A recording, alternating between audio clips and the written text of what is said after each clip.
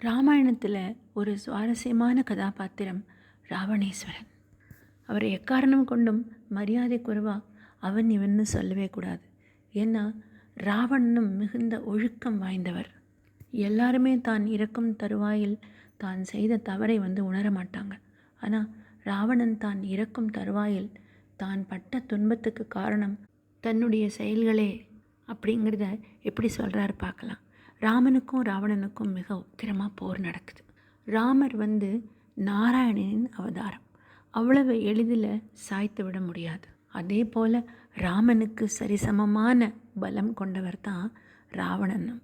அந்த ராமனையே தடுமாற வைத்த ராவணனின் வீரமும் குறைந்ததல்ல. ராமனும் ராவணனுக்கும் நடந்த போரால் உலகமே நடுநடுங்கியது. விபீஷணன் ராவணனின் தம்பி, அறவழியில் நடக்கக்கூடியவர். இவ்வளவோ ராவணனுக்கு புத்தி சொல்லியும் ராவணன் கேட்கல. விதி விடுமா? இறுதியில் ராவணனின் தம்பி விபீஷணன் ராமனிடம் ராவணனின் மரண ரகசியத்தை சொல்லிவிடுகிறார். ரகசியம் தெரிந்த ராமன் அம்பு எய்து ராவணனை வீழ்த்தி விடுகிறார். குற்றுயிரும் கொலையுயிருமாய் இருக்கும் ராவணனிடம் லக்ஷ்மணனை அனுப்புகிறார் ராமர்.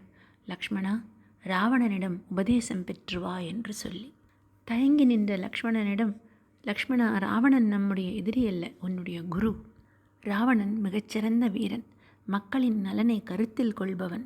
ராவணனை மிஞ்சிய அரசர் யாருமே இல்லை. ராவணனின் உபதேசம் உனக்கு மட்டுமல்ல, இந்த உலகிற்கே தேவை என்றார் ராமர். லக்ஷ்மணன் ராவணனின் அருகில் சென்று, லங்கேஸ்வரா, உன்னுடைய ஞானம் உன்னுடன் அழிந்துவிடக்கூடாது. ராவணனின் உபதேசம்: எந்த ஒரு நல்ல காரியத்தை செய்யும் போதும் தாமதிக்காமல் உடனே செய்ய வேண்டும். அதே சமயத்தில் நீ செய்யும் காரியம் அடுத்தவர்களுக்கு இடையூறு என்று உனக்கு தெரிந்தால் அது ஒரு தீய செயல். அரசனாகப்பட்டவன் மண்ணிற்காகவும் மக்களுக்காகவும் வாழ வேண்டும். அப்படி தீய செயல் செய்யாமல் மக்களுக்காகவும் மண்ணிற்காகவும் வாழக்கூடிய அந்த அரசனை உலகமே திரண்டு வந்தாலும் வெல்ல முடியாது. நான் என் மண்ணிற்கு சேவை செய்ய எண்ணிய போது தோல்வியே கண்டதில்லை. மண்ணையும் மக்களையும் மறந்து என் ஆசைக்கு முக்கியத்துவம் கொடுத்ததால் அனைத்தையும் இழந்து தோல்வியை கண்டேன். லக்ஷ்மணா, ஒருபோதும் உன் பலவீனத்தை உன் நண்பர்களிடமும் உறவினர்களிடமும் கூறிவிடாதே. அப்படி கூறினால் சூழ்நிலை வரும்பொழுது அவர்களாலேயே நாம் அழிந்து விடுவோம். இந்த உபதேசங்களை லக்ஷ்மணனுக்கு கூறியவுடன் ராவணன் உயிர் நீத்தார்.